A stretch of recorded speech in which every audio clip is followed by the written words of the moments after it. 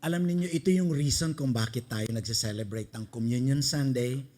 At alam natin kung bakit kaya natin harapin ang future kahit mataas ang gasolina, ang krudo, because we know we have a God. Kapag nakafocus ka sa crisis, nakakatakot. Pero pag nakafocus ka sa magagawa ni God, may future tayo. So once again, welcome to everyone sa ating mga first-timers and of course sa ating manonood sa YouTube channel at sa ating FB page. Magandang umaga sa inyo. At ito ngayon ay April, first Sunday of April. At ngayong first Sunday of April, bago na naman ang ating topic. At ito ay merong 4 Sundays, 4 series. At yan ang topic natin, The Muscle of God.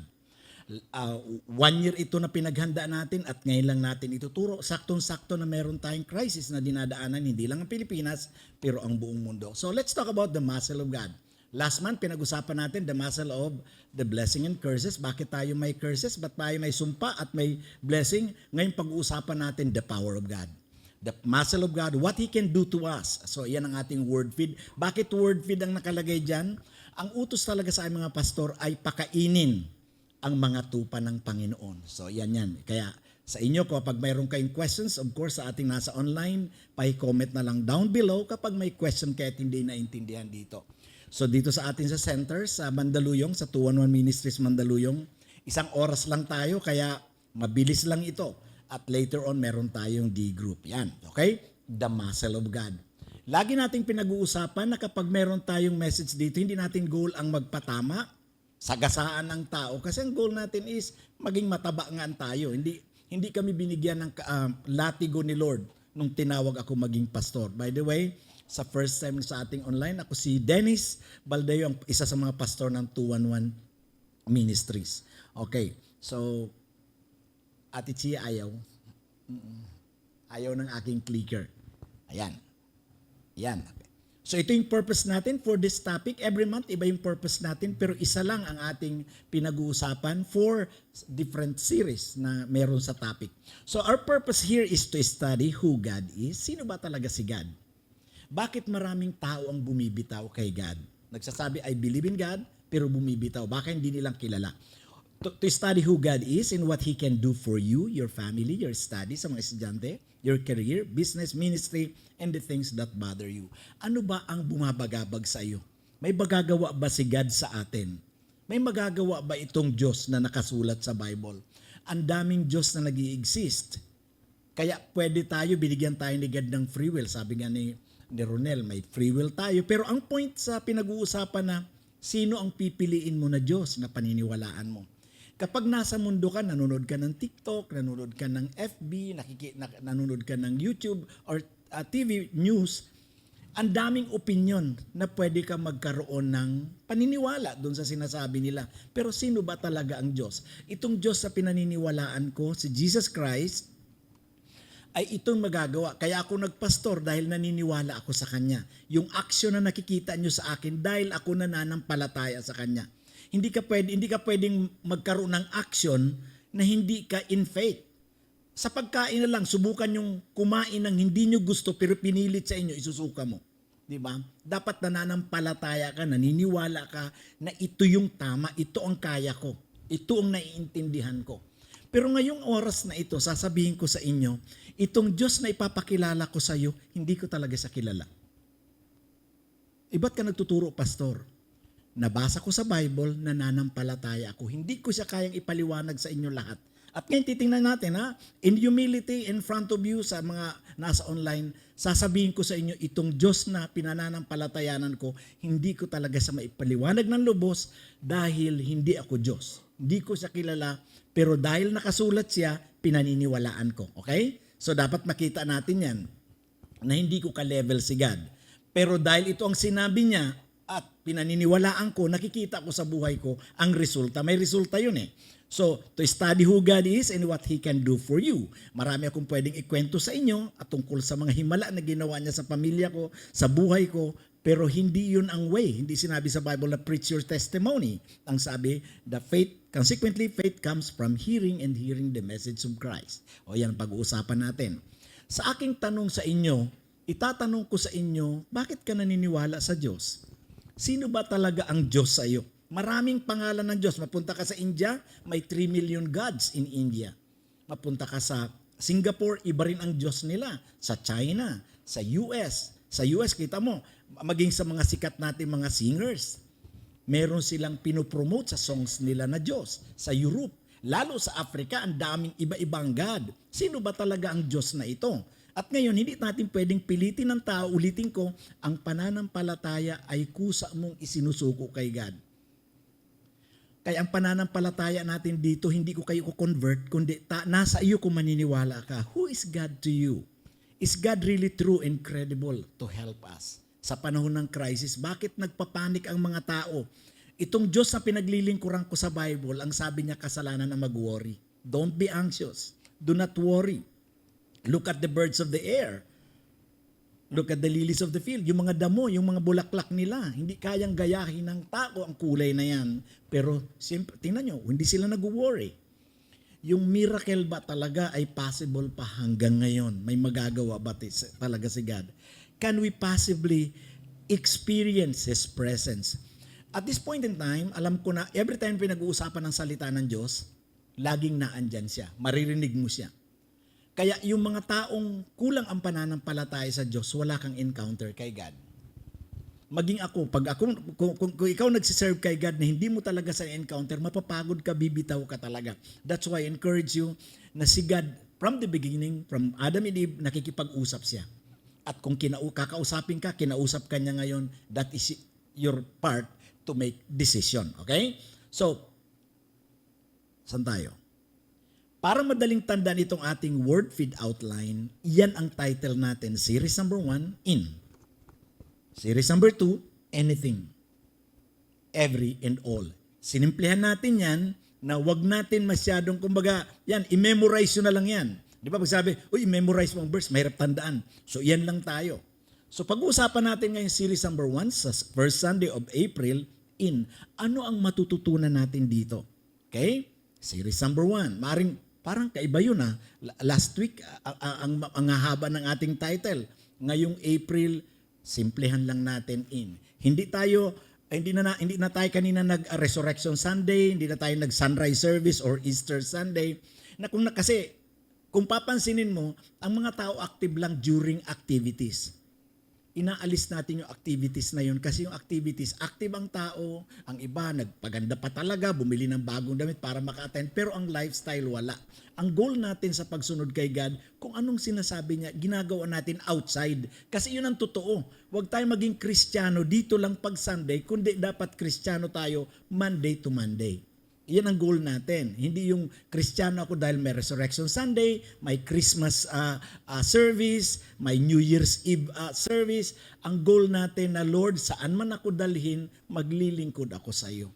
Hindi ko kasama mo pula, pula ka din. Pag kasama mo blue, blue ka rin. Pink, pink ka din. Dapat isa lang tayo. Anong sabi ni God? Now, pag-uusapan natin ito, the muscle of God. Ano ang matututunan natin dito sa part na ito? Iyan ay kinuha ko sa verse na Genesis 1. In the beginning, lagi natin naririnig yan. May mga joke pa dyan. Pero anong makukuha natin dyan sa in the beginning, God created heaven and earth. Now the earth was formless, verse 2, and empty. Darkness was over the face of the deep, and the Spirit of God was hovering over the waters. Ngayon, itong pag-uusapan natin is ano ang kapangyarihan ni God. May magagawa ba talaga siya sa akin? Tandaan natin, kung nananampalataya ka, meron kang kapayapaan. Pero kung kulang ang pananampalataya at wala talaga tayong pananampalataya, mag-worry ka. Papaano na lang? At ngayon, ililay down ko sa inyo in a simple way na parang nagbabasa lang kayo na hindi kailangan laliman natin. Dahil ito, pababawin natin, pero sasabihin ko sa inyo, the more na pinababaw natin yung salita ng Diyos, the more na makita mo, Lord, ang hirap ka palang intindihin. Okay? At dahil nagsimula tayo, ang goal natin is ipakilala si God, gusto ko lang i-acknowledge ang presence ng God na ito na nagpapakilala in 3 persons. Marami nag-aaway-away dito, pero kayo ang tumingin sa mga verses na ang nakilala ko sa Bible sa pagbabasa ko, how many times, different translations, meron talagang isang Diyos na nagpapakilala in 3 persons dito sa Bible. Para bang 3 persona ako, tapos ako pa rin si Dennis. Naintindihan nyo? Ang labo, ang hirap pagkasa sa isipan. Ito yung sinasabi ko sa inyo. Itong pinapakilala ko at pinananampalatayanan, pinaniniwalaan ng Diyos, kaya kong ituro sa inyo pero hindi ko pa talaga siya lubusang kilala. Pero nananampalataya ako sa Kanya. Katulad niyan, 3 persona at iisang Diyos. So, from the very beginning, ang Trinity ay nagpapakilala na sa atin. Ang sinasabi lang naman, kaya nga dito si God ang sinasabi niya, maniwala ka sa akin. Ang problema, yung paniwanag ng Bible, hindi siya yung usual na usapan natin sa personal. Okay. Ipakilala ko sa iyo itong Trinity from the very beginning. Marami nito sa ibang sa New Testament, pero dito sa first part ng Genesis, diyan na siya nakalagay. In the beginning, God, that is the Father in heaven. Siyang assigned sa creation. In heavens and created the heavens and the earth. Now the earth was formless and empty. Darkness was over the surface of the deep, and the Holy Spirit of God was hovering over the waters. Ang Holy Spirit andun na siya. Noon pa man andyan na siya. Nakikilala na siya. Ngayon ang tanong, Pastor Dennis, kaya nga mahirap si Jesus Christ ipinako sa krus dahil ang tingin sa kanya, impostor ka, gumagawa ka ng kwento. Kaya sabi niya, alam mo sinabihan niya mga Pariseo, bago pa si Abraham, I was, I am. Nauna ka pa kay Abraham? Si Abraham lumabas sa Genesis. Ito sa creation. Ito yung pakita ko sa inyo. Nakita natin ang Father in heaven, ang Holy Spirit, from Genesis 1, 1 and 2 pa lang, pero si Jesus Christ nasaan? Sa John 1, 1 to 14, kaya nga babasahin mo ang the whole Bible para makita mo yung mga wisdom na nilagay ni God. In the beginning was the Word. Ang genealogy, sa Matthew, ang genealogy na nakasulat doon kung saan nanggaling si Joseph, ipinakita na nanggaling siya sa lahi ng Israel, ng Judah. Ganon din si Mary, pinakilala sa Luke. Pinakilala kung saan siya nanggaling, ang kanyang genealogy, na siya ay totoong Hudyo. Si Jesus Christ, na anak ni Mary and Joseph, pinakilala rin ang genealogy niya, pero mas matanda pa siya kay Mary and Joseph. Ayan in the beginning was the Word, and the Word was with God. So dun sa Genesis 1:1 kanina, andun na siya. Paano natin nasabi? And the Word was God. The Word became flesh. Sino ba yung nagkatawang tao na iyang pinako sa krus ngayon? Si Jesus Christ. Kaya ba nating intindihin yan? Naniniwala na lang ako kaysa intindihin ko ang hirap, and made His dwelling among us. Tumira siya sa earth. So makita natin ang Father nasa Genesis 1:1, ang nasa Genesis 1 and 2, andun na rin ang Holy Spirit. At si Jesus Christ, mas matanda pa kay Mary and Joseph. Yan yung sabi ko sa inyo. Ang hirap intindihin. Pero naunawaan natin, nananampalataya ko. Kaya si Jesus Christ, nung binanggit niya, yung binato siya ng mga Pariseo, matanda ka pa kay Abraham. Actually, matanda pa nga siya sa nanay at tatay niya. Doon siya nagsimula sa beginning, hindi siya nagsimula sa lahi ng Israel. Okay? Became flesh. Kaya kung nagbabasa kayo ng Bible, maaring first time nyo ito maririnig. Ako pag nagbabasa ng Bible, at kayo kapag nagbabasa ng Bible, maging sa online listeners natin and viewers, anong nakikita mo? Letter? Word? Sentence? Ako nakikita ko persona sa Bible because the Word is Jesus Christ. Kaya pag nagbabasa kayo ng Bible, the Word itself is a Word. Kaya anong sisimula dyan? In the beginning was the Word. Pero ang tanong ko, ano naman magagawa nitong God sa atin? Ganun, dapat maging maintindihan natin, ano magagawa nito? So, God ka, naandun ka, may Trinity. Then what? Kasi kung magsisimba lang tayo, nakakapagod magsimba. Kung napapansin ninyo, lumaki tayo, ang tagal na ng Pilipinas, look at the problem today. Yung corruption, yung mga corrupt, yung mga taong palit-palit ng asawa na hindi maintindihan ang direksyon. Tingnan nyo, ano ba ang ginagawa nila? And then umaattend din ng church yan eh. So anong magagawa natin? Paano tayo magiging good example? Kaya sabi ko nga sa inyo kanina ang daming bumati sa akin ng Happy Easter Sunday. Hindi naman ito Easter Sunday sa ating mga naniniwala sa Bible. This is a Resurrection Sunday, a celebration. Throughout the week, ang dami nating maririnig na bawal kumain ng bayabas, bawal ka masugatan, bawal ito. Tapos pagdating ng Sunday, umaatin ang marami kasi may prize, may activities, may reward. Alam nyo, insulto kay God yun. Sino bang pinipresent natin ngayon? Lumalayo tayo sa katotohanan na ngayon, ang sabi sa Bible, maraming kamag-anak na umattend ngayon dahil pag nakakuha ka ng itlog, may prize. So hindi sila umaattend ngayong Sunday, kaninang maagang-maaga nagpuyat sila para sa kay Jesus, kundi para sa prize. Ang pinananampalatayanan nila ay si reward kapag nakakuha ka ng itlog. Di ba napansin nyo na ang layo na at kaya nga sabi ko sa inyo, hindi ko sila ininsulto kundi binati ko sila kung ano ang aking pinaniniwalaan. Today is Resurrection Sunday. Isang reminder sa atin katulad ng communion natin kanina na ang reason kung bakit ako mabubuhay muli galing sa mga patay kung ako man mamatay dahil si Jesus Christ ang modelo. Kaya sabi nga ni Paul, kung hindi bumangon si Jesus Christ, walang kwenta itong ating pananampalataya. Patay din tayo, para lang tayong asong nilibing sa lupa na hindi nababangon.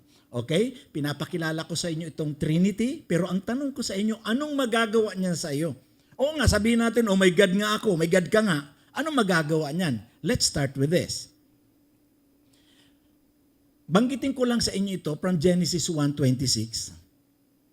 Merong verse sa Bible, Genesis 1:26, dito nyo makikita ang Trinity na may kausap siya. Wala pa nitong tao, kausap ba ang angel dito? Sabi niya, then God said, let us make man in our image. May kausap si God pero wala pang tao. At yung word na us, gagawa tayo. Sandali, us. Sinong kausap ni God? Ayan na yung Father, si Jesus Christ, at ang Holy Spirit. Gumawa tayo. Ay, ang mga angel, hindi naman creator sila eh. Ang creator lang is God. So, papaano yan? Tatlo sila, isang God. Naiintindihan ba natin? Mahirap. Kumbaga, wala tayo doon. Kung na-witnessan sana natin, Mike, doon nasabi natin, ganun nga talaga. Pero papaano ang picture niyan? So, ito lang sasabi ko sa inyo, na si God may kausap dyan. Ang sabi ng iba, isa lang yan. E paano yung let us? Dapat let me make man in our image. Yung word is us. Hindi sa isa, plural. Kaya dito nyo may kita, sabi ko sa inyo, i-acknowledge ko ito, yung papakilala ko sa inyo, the muscle of God. If I cannot explain to you, may share sa inyo itong Trinity na ito, hindi ko pinipilit sa inyo, kundi iyan ang nakasulat sa Bible. Nananampalataya lang ako. Okay sa inyo? Okay, simulan na natin. Point number 1, God is not limited by time. Galing dito sa verse na pinag-usapan natin, tingnan natin gaano siya ka-powerful na inu-honor ko siya, ginagalang ko siya, at sinusundan ko siya. So God is not limited by time. Pansinin niyo, balikan natin yung word, ating title na in. In the beginning, God created the heavens and the earth. Ang tinuturo niya nung pasimula. Kaya kinapital letter ko yung beginning, kasi ang beginning, it talks about time, panahon. Pansinin ninyo, nung pasimula, in the beginning, God created in heaven and earth. Ito yung question dyan. Sandali, si God nag-create. Ibig sabihin, si God nasa labas ng creation, hindi siya created. In the beginning, ibig sabihin, gumawa si God ng 24 hours nung simula day 1, day 2 hanggang day 6 and 7. Iyon ang 1 week. Pero si God, hindi siya saklaw ng 24 hours.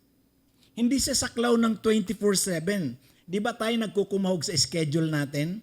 Ang reason kung bakit siya God, ang God hindi siya saklaw ng oras.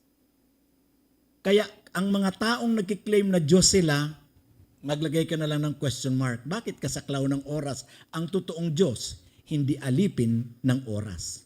Hindi siya alipin ng Monday, Tuesday, Wednesday, Thursday, the whole month, and 1 year. Kasi siya ay out of the creation. Kaya nga meron akong sermon nga sana na gagawin last year pa, yung Genesis 0:0. Bago pa mag-Genesis 1:1, may nag-i-exist na God. Kaya ang tawag sa Diyos natin ay everlasting to everlasting. From eternal to eternal. Wala siyang pinagmulan, wala rin siyang hangganan. Iyan yung Diyos na yan, hindi tumatanda. Tayo dahil sa panahon, tumatanda tayo, under tayo ng panahon, ng time. Ang God natin, hindi. So, paano yan? Yan sabi ko sa iyo, kung paano maintindihan yan, hindi ako Diyos eh. Kaya lang, yan ang pagpapakilala niya, tinanggap ko na lang.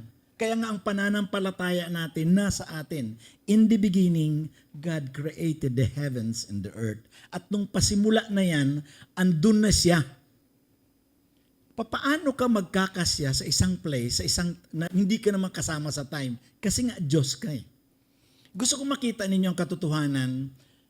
Ano may tutulong nito sa atin? Problema ka ba sa time? May mga issue ka ba na dapat harapin na kailangan nagmamadali? Kakasuhan ka na dahil ang panahon mo kinakain ka na? Pansinin niyo ang sabi sa 2 Peter 3:8. But do not forget this one thing, dear friends. With the Lord, a day is like 1,000 years. And 1,000 years are like a day. Napansin niyo kapag hindi ka alipin ng oras, kaya mong baguhin lahat.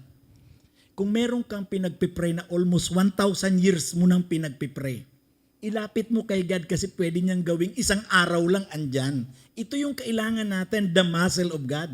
Wala akong ganyan. Nagpapastor ako for 37 years, pero hindi ko kayang gawin yan sa inyo. Ang kaya kong gawin, ilapit kita sa Diyos. Na kung matagal ka na namumroblema, may mga issue sa buhay, baka kailangan mong lapitan si God na hindi saklaw ng oras, Lord, tumatanda na ako, hinihingi ko ito sa iyo. Lord, gawin mo naman itong prayer ko na 30 years na isang araw na lang or isang oras na lang. Ulitin ko sa inyo, for the Lord, a day is like 1,000 years and 1,000 years are like a day. Paano yan? Yan ang sabi ko sa inyo. Ang hirap ipaliwanag nitong God na ito, pero paniwalaan mo siya totoo. Totoo siya sa kanyang kakayanan.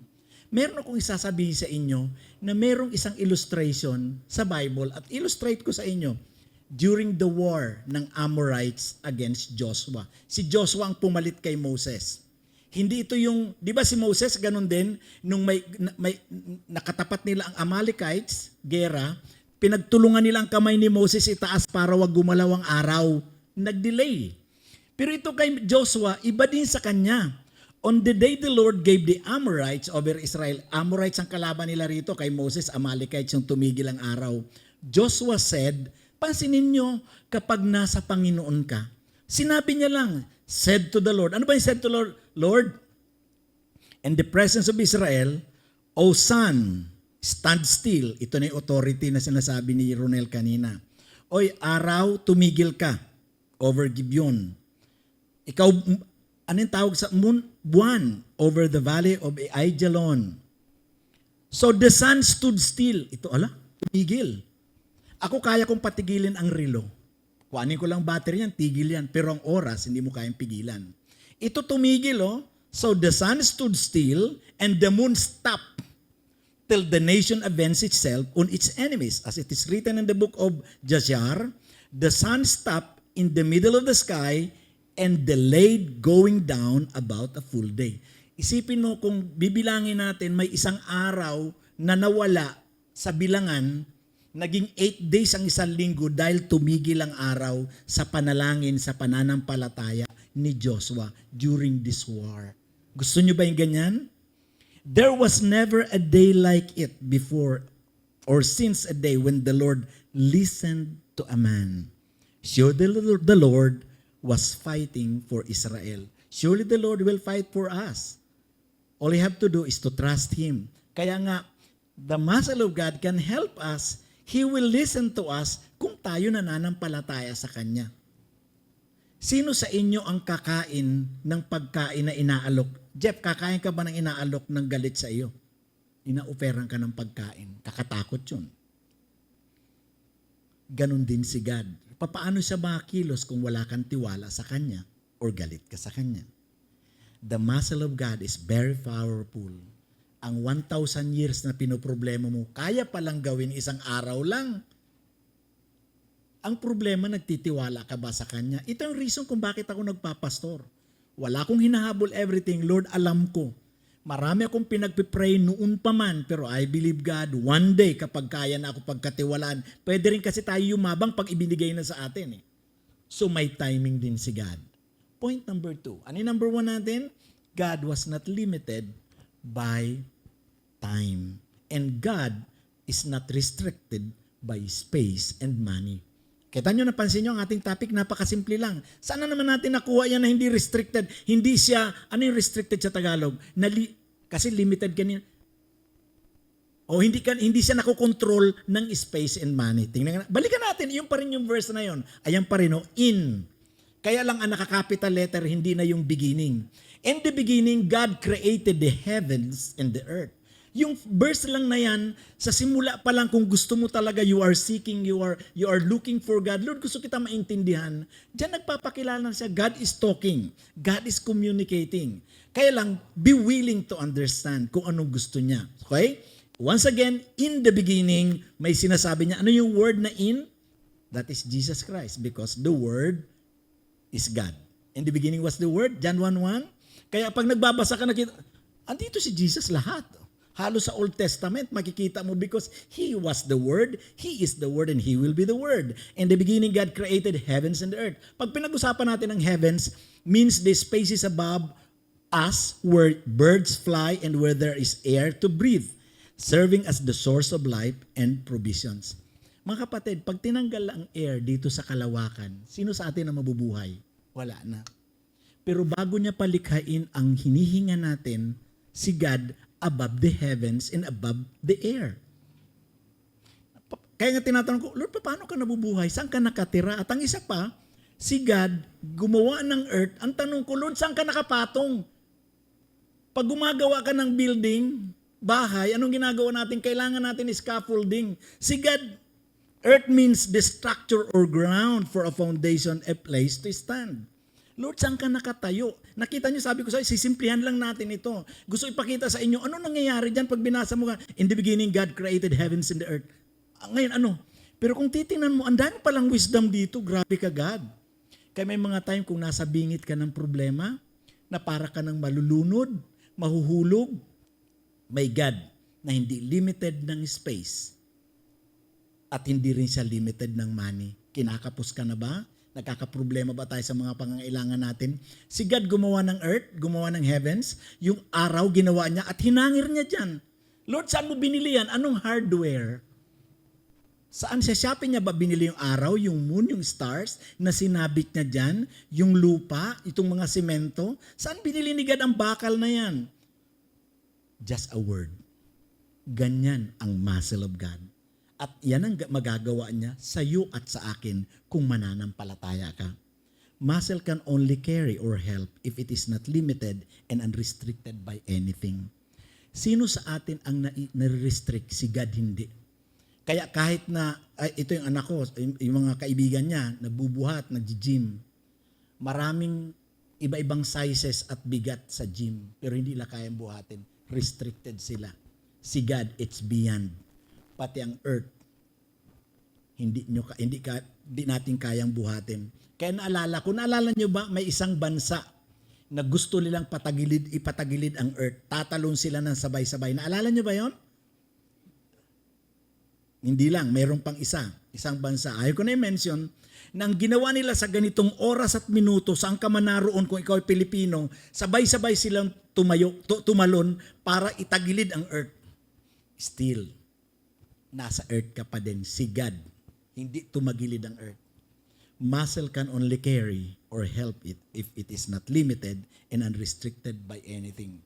Sinubukan nila si God, sinubukan nila ang gawa ni God, hindi mo pwedeng galawin. Kaya kung gusto mo ng katulong na mapagkakatiwalaan, kinakapos ka sa oras, kinakapos ka na sa hangin, sa air, kinakapos ka na sa money, kinakapos ka lahat. Itong sasabihin ko sa iyo, merong God na naghihintay para tulungan ka. Kaya actually, kung pag-uusapan natin itong the muscle of God, tayo ka dapat nabubuhay ka with your family na naandyan sa likod. Dahil sinabi ni God, without me, you can do nothing. Kaya ako nabubuhay hindi lang dahil sa kamay ko, kundi dahil dito sa dalawang lakas na ito na pinanggagalingan ng aking buhay. Yung aking decision, si God pa din. Kaya para sa ating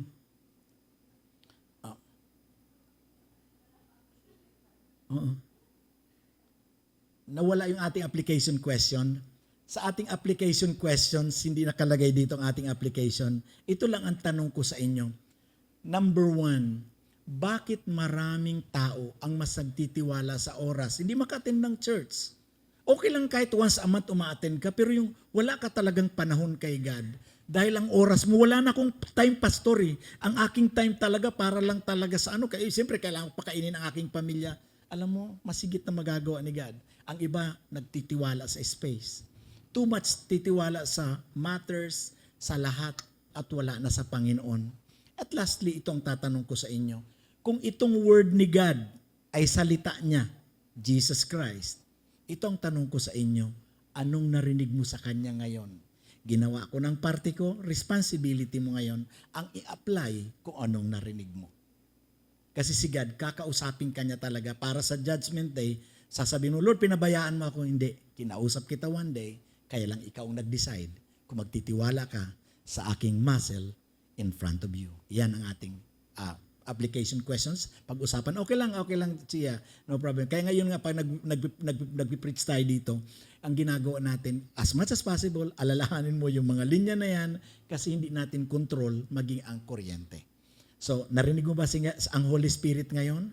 Kung narinig mo yan, ako nag-decide na ako at iniiwan ko ang decision sa inyo at maging sa ating mga listeners sa FB page and YouTube channel. Let's pray. Father God, we honor you. It's our commitment, God, na 1 hour lang ang service namin dito kasama ng praise and worship. I just pray, dear God, na tunay nga, Panginoon, nakakagulat, napakatalinghaga mo, napaka-misteryoso mo, God, pero ang kailangan, hinihingi mo lang sa amin ay paniwalaan ka. We are limited by our mindsets. We are limited by our understanding. We are limited by time, by space and money. Pero Panginoon, mas higit pa pala. Kaya nga pwedeng tawaging himala ang gagawin mo sa amin dahil it's beyond our comprehension.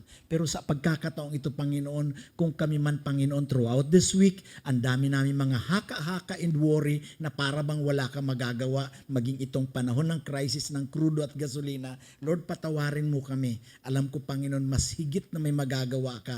Marami pang source of energy kung ikaw ang kasama namin. Hindi kami na andito, Panginoon, para magsisihan, kundi na andito kami, Panginoon, para i-align ang sarili namin sa kingdom principles, kingdom government of God, and to live once again, to enjoy na kahit sa panahon ng bagyo, panahon ng crisis, we can have peace dahil ang sabi mo, do not worry, I will provide. Kaya Lord, salamat, excited kami dahil ang katotohanan, ikaw ay Diyos na mapagmahal, Diyos na mapagpatawad, at Diyos, Panginoon, dahil sa ginawa mo, Panginoong Yesus, sa araw ng resurrection, we can face tomorrow. Kaya purihin ka, in Jesus' name we pray. Amen. Palakpakan natin na mabuti ang Panginoon na malakas kung narinig mo siya.